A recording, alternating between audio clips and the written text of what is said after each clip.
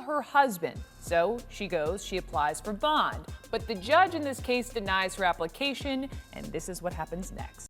History has shown that racists don't fare well. Here's a list of racist Karens who got what they deserved. Amber Rocco. Amber Rocco was caught on camera using offensive racial language against a black couple while holding a knife in a parking lot in McMinnville on Christmas Eve. The incident started over a parking disagreement with the Robertson family. The couple felt threatened by Rocco's aggressive behavior, as shown in the video uploaded on Facebook by one of the victims. The victim stated that Rocco spat on and slapped her boyfriend and acted unpredictably when he tried to caution her about the knife. The police arrested Rocco shortly after the incident, but she was released on bail after meeting the $55,000 requirement. She later regretted using the offensive word, but was still charged with multiple felonies and misdemeanors, including first-degree intimidation, unlawful weapon use, menacing, and harassment. Rocco pleaded guilty to these charges and received a 30-day prison sentence and 3 years probation. What's crazy is Rocco was arrested again for a similar racially motivated incident. She allegedly used mace on her neighbor,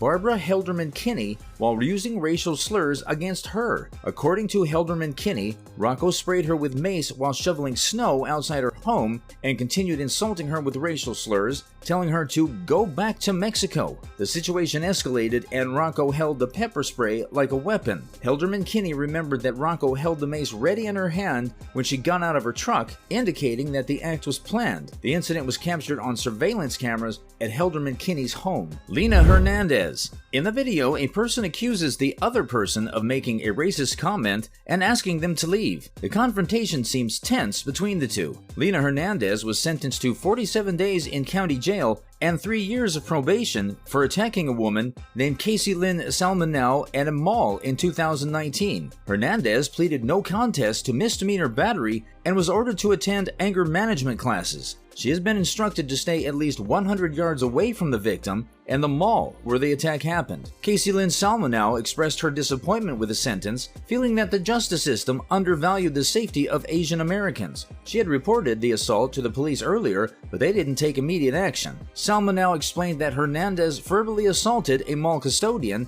and when she tried to step in, Hernandez physically attacked her. The assault involved pushing her to the ground, pulling her hair, and repeatedly hitting her in the back of the head. The public outrage caused by viral videos of Hernandez's racist rants at a park led to the Torrance City Attorney's Office filing a criminal complaint against her for battery. Hernandez was arrested in July for the mall attack and received a 47-day jail sentence. Kerry Waterman. When the band The Black Keys was scheduled to come to town, a religious group strongly opposed them, considering them satanic. This led to a significant religious conflict in Chagrin Falls. Kerry Waterman, the group leader, protested and rallied with her followers in the streets, demanding a meeting with the town hall. Eventually, Waterman got the meeting she wanted, but it quickly became bizarre and ridiculous. She recorded her reactions in court, crying and claiming she was attacked. The judge tried to maintain order but struggled as Waterman seemed to be losing control. Ironically, the situation seemed as if Waterman herself was acting strangely and possessed. Donna Kosal. In Detroit, Michigan, Amanda Kosal was in court for a drunk driving incident that resulted in the death of Jerome Zerker, a father of 5. During the court proceedings, her mother, Donna, started laughing and mocking disrespectfully, upsetting the judge. He became furious and called her a clown, then kicked her out of the courtroom. Despite Mr. Zerker's sister speaking emotionally, Donna continued to behave inappropriately. Due to her disruptive and disrespectful behavior, Donna was charged with contempt of court and sentenced to 93 days in jail. However, after spending a difficult day in jail, she returned and sincerely asked for the judge's forgiveness. The judge granted her request and dropped the remaining 92 days of her sentence. Sometimes people have to learn the hard way that acting out in court is not acceptable. Melissa Hardwick. Melissa Hardwick from Wayne County, Kentucky, was already facing domestic violence charges against her husband. When the judge was announcing her sentencing, Hardwick didn't like what she heard and rudely interrupted the judge.